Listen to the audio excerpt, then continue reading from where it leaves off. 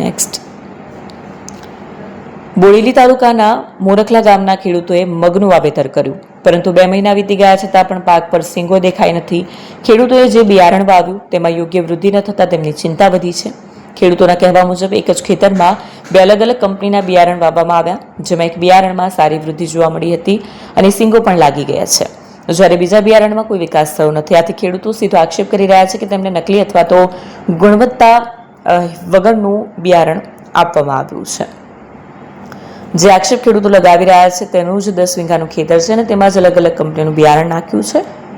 ખેડૂતે જાણ કરી તો વેપારી જવાબ આપતા જણાવ્યું કે જે બિયારણ તેમને આપ્યું તે થેલીમાં મગનું બિયારણ તો નીકળ્યું ને અમે તો બિલથી બિયારણ ખરીદીએ છીએ. તેવા ખેડૂતો ખેતીવાડી વિભાગની ફરિયાદ કરતા ખેતીવાડી અધિકારી અને ખેતી વિભાગના વૈજ્ઞાનિકોની ટીમ રૂબરૂ જઈને તપાસ કરતા યલો વેન મોઝેક નામનું વાયરસથી મગની ખેતી પીડી પડી હોવાનું અનુમાન લગાવ્યું છે અને ખેડૂતોને બિયારણ કંપની દ્વારા યોગ્ય વળતર આપવામાં આવે તેવી કાર્યવાહી હાથ ધરવામાં આવી છે.